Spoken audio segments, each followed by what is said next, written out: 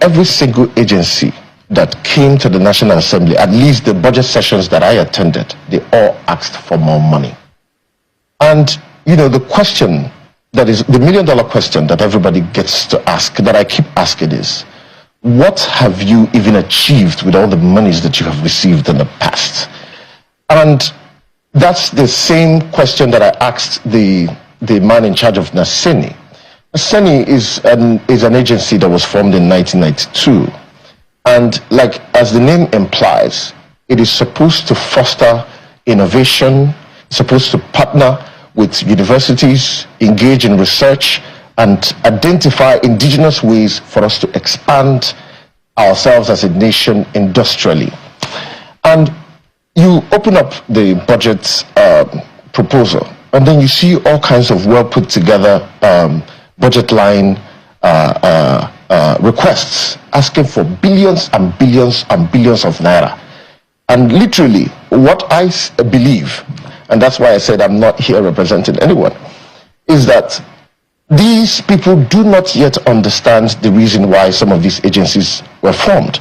Now, if you say that Naseni is supposed to help to expand on our Nigerians' capabilities to produce or to manufacture, what has Naseni manufactured? What have they produced?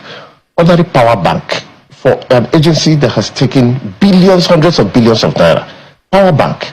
We're about 200 million people, 200 and something million people in this country. The majority of us use phones.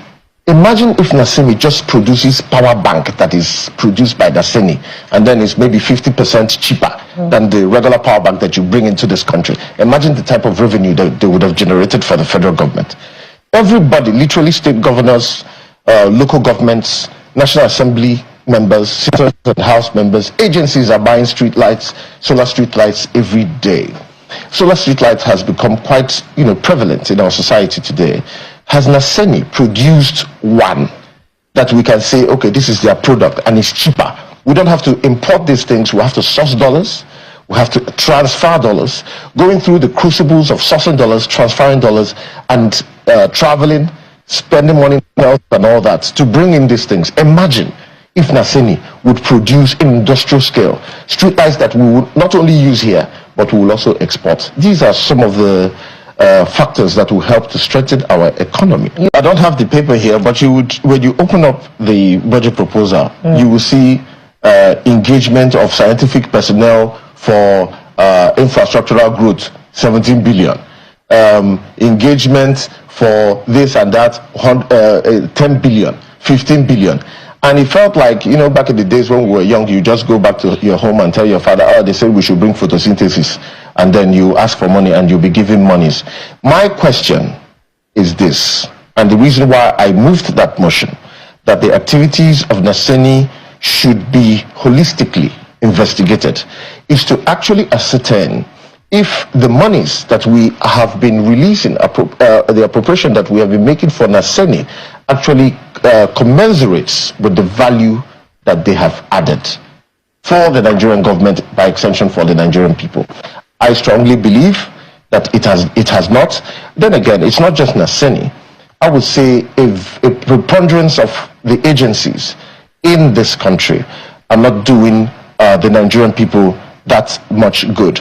You see, it bothers me when you see the level of prodigality that exists in government, in day-to-day activities of government, total avoidance of frugality.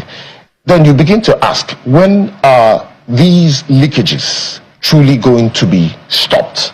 Because if you are running a country as ours, and your personnel and your personnel cost, your overhead cost is about 85% of your total budget, and then your capital is 20% or even less, how do we make progress?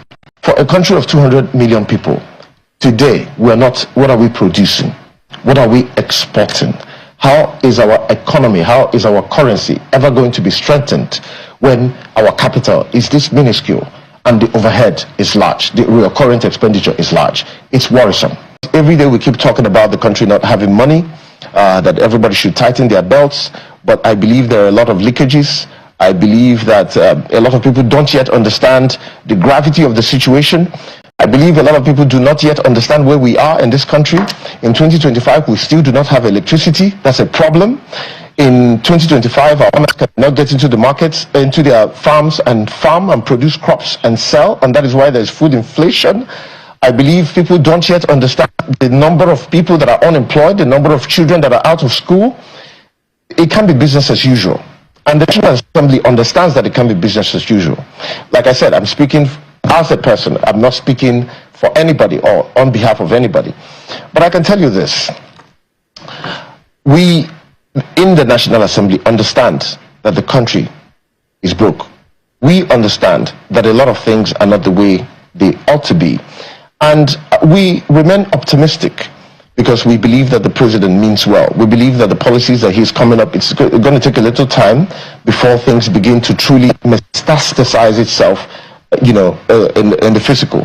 But I can tell you for sure that we are ready to investigate some of these agencies, check their books, and identify those leakages and be able to block those leakages so that Nigerian people can have access to the good life that the administration has promised.